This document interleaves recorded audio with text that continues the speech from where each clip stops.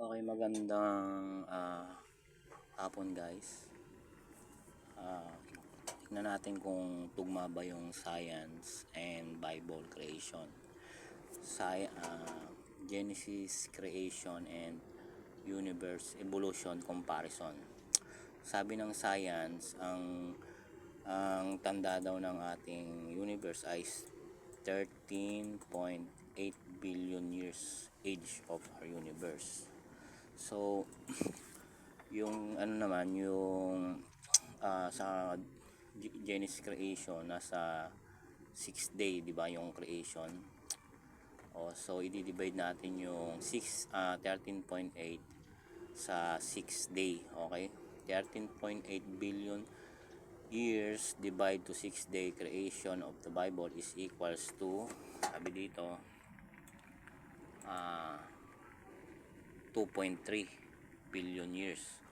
So 2.3 billion years, lang, ayan, 2.3 billion years ang bawat isang araw sa Bible. So sa day 1, tingnan natin day 1, sabi doon, let there be light, beginning from 1 second to division of light and darkness. It's day 1. So day 1 yan. So ma-minus natin yung yung 2.3 billion sa 13.8. Ito kasi mako-consume yan. 2.3 billion years have already consumed sa day 1. So 13.8 billion years minus 2.3 is 11.5 billion years ang natira. Ang range naman ng day 1 is from Big Bang and division ng cosmic microwave background at space ay tugma naman, kasi from 13.8 billion down to 11.5 billion ang range, or 11.5 to 13.8 billion years ang range. So pasok to yung day 1 sa creation. Titingnan naman natin yung 2. Sabi dito, yung day 2 is nilikha yung atmosphere, clouds in earth, and also water in our outer space, and water also in our earth. Sabi yan, divided, this is the second day. So 2.3 billion years din ang i-consume natin dyan. So kanina may natirang 11.5 billion, ma-minusan natin ang 2.3, magiging 9.2 billion years na lang yung oras matitira sa time natin. So sabi sa science, ang atmosphere daw ay nag-occurred noong 4.5 billion years ago. So hindi tumutugma dahil ang second day dapat ay from 9.2 billion to 11.5 billion dapat ang range para tumugma sa sinasabi nilang science. Masyadong matagal ang 4.5 na sinasabi ng science, kasi ang range ng second day dapat is 9.2 to 11.5. Kailan lang kailan lang sinabi ng science na karoon ng atmosphere sa ating earth is 4.5 billion years, sabi, bago lumitaw ang atmosphere ng earth. So medyo malayo, 4.5, dapat nandito siya sa range ng 9.2 to 11.5. Tapos yung day 3 naman, sabi dito, yung day 3 kasi yung nilikha naman doon yung lupa, halaman, mga puno, yan. Day created in day 3. Sabi sa science, ang cratons, ayun yung unang mga lumitaw na lupa, nasa 3.3 billion years ayan, nasa 3.3 billion years yung lupa lumitaw sa earth. Yung plant naman and trees, nasa 485 million years lumitaw. So kung 9.2 billion years minus 2.3, dapat ayan 6.9 billion years ang matitira. So ang range dapat na lumitaw yung land, plant and trees dapat nasa range ng third day ay 6.9 billion to 9.2. So malayo kasi sabi dito, sabi 3.3 billion years lang daw lumitaw yung lupa, yung cratons. So medyo malayo kasi 6.9 dapat hanggang 9.2 ang range. Yung day 4 naman, day 4, sa ang linikha naman dyan ng Diyos ay yung sun, moon, and star. So yung natira kaninang oras is 6.9 billion years. Minusan natin siya ng 2.3 yung isang araw na yan para makita natin yung range is equals to 4.6 billion years. Lilitaw na maaga lang lumitaw ang araw, moon, and star dahil sa science, after ng Big Bang, mga 100 million years after ng Big Bang ay lumitaw na agad ang itong mga sun and star. Pero ang moon, nasa 4.5 billion years ago lang ito lumitaw after sumalpok sa Earth. So ang range ng day 4 dapat ay 4.6 billion years hanggang 6.9 billion years. So medyo tumugma ang creation ng moon dahil 4.5 billion years to 6.9 billion years ang range ng day 4. Medyo tumugma. Kulang lang ng konting 100 million years.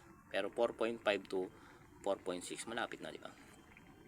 So from day 4 creation, science ay 4.6 billion years to 6.9. Ang hindi tumugma ay ang sun at star dahil 100 years lang after Big Bang ay lumitaw na agad tong yung ano na to yung stars. Pero yung sun natin, tingin ko medyo tumutugma din kasi alam ko nasa kailan ba lumitaw yung sun, tingnan ko lang sun, moon, yung ano kasi yung moon 4.5, yung stars million years lang lumitaw. Yung sun, tugma yung sun kasi 4.6 billion years siya, tugma yung sun tsaka yung moon sa day 4. Yung stars medyo malayo kasi 100 after ng Big Bang meron na agad stars. So tumugma yung sun tsaka yung moon dito. 4.6 yung sun, 4.5 yung moon. So tumutugma sa science. So yung ang paliwanag dito sa sabi dito, pero may paliwanag tayo dito marahil ang sinasabi sa day 4 ng Genesis ay alignment para tumanglaw sa Earth ang liwanag at magkaroon ng season. Pero existing na talaga ang star matagal na. O marahil tunay na pumunta ang mga astronauts sa moon dahil na carbon dating nila ang soil doon at tumutugma naman. So tugma yung sun tsaka yung moon sa creation. Sa day 5 naman tayo. Day 5 sabi dito ang nilikha ay fish and birds. So 4.6 billion years minus 2.3 billion years is equal to 2.3.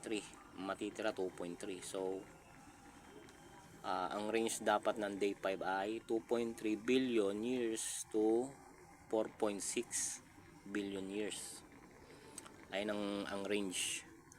Pwede ding 4.6 pababa to 2.3 ayon sa science. Ang fish at birds ay lumitaw. Ang fish sabi dito nasa 530 million years ang birds lumitaw.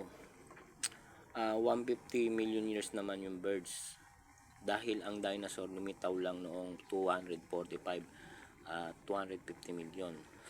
Pero yung mga dambuhala sa dagat guys, 500 matagal na yan, 530 million years meron na. Pati yung ibon. Hindi. Yung ibon pala 150 million years lang lumitaw. So nasa 530 ang birds at ay nasa ang fish, ang birds naman nasa 150. So malayo sa 2.3 billion range hanggang 4.6 billion years, malayo. Hindi pasok yung day 5 sa science. Okay? Hindi pasok yung science sa day 5 creation ng Bible. Tingnan naman natin yung yung land animals, guys. Tingnan natin land animals. Sabi dito day 6, land animals and humans. Ito linikha na yung dito. Mga hayop sa lupa, marami nito mga hayop sa lupa, tsaka tao. Yan from 2.3, ito yung natirang oras 2.3 billion years minus 2.3, syempre lilitaw niyan 0. So ang range dapat natin ay from 0 o from present ngayon to 2.3 billion years. From sa panahon natin ngayon hanggang 2.3 billion years, ayan ang range. Ayon sa science, ang land animals ay lumitaw nitong 425 million years. At ang Homo habilis ay 2.8 million years. At ang Homo sapiens na tayo, ayan, Homo sapiens tayo yan, ay lumitaw lang noong 300 million years. So pasok sa from present ngayon till 230 billion years na range. Ang tumugma lang guys, na malapit sa science at creation ng Bible ay ang day 1, beginning of creation, then moon tsaka sun pasok. Pero yung star, may paliwanag naman tayo doon, ginawang tanglaw. So pero existing na siya from the after Big Bang. And day 6 pasok din kasi yung range ng tao tsaka yung mga hayop, di ba? Pasok sa 2.3 billion years na from 0, from present hanggang 2.3, pasok siya sa range. So day 6 pasok guys. Ang naman, ang day 7, eto, sabi dito, God rested sa ika-7 araw, ginawa niyong banal ito, holy. Marahil hindi pa to nagaganap guys sa Bible, kasi sabi sa Bible guys, sa Juan 5:17, magandang balita, sabi dito, ngunit sinabi sa kanila ni Jesus, ang aking ama ay patuloy na gumagawa hanggang ngayon. Ibig sabihin, gumagawa pa rin siya. So hindi pa to nagaganap yung day 7 guys. So marahil ito ay sa niya, eternal na, kumbaga yung after ng burahin lahat ng elements guys. Okay, kasi yung sabi doon, lahat ng bagay sa langit is mapupugnaw sa matinding init. Okay, lahat ng elements yung lulusawin yun. So siguro yun yung day of rest niya after niyang parusahan lahat ng mga ungodly. Okay, so tugma naman ang day 1 creation, day tsaka yung day 4 at day 6, and tumutugma sa Bible at science. Pero yung day 2 tsaka day 3 medyo malayo. Okay, kung may kung may tanong kayo or comment nyo lang. Ayan guys, ayan, meron akong ginawang ganyan comparison.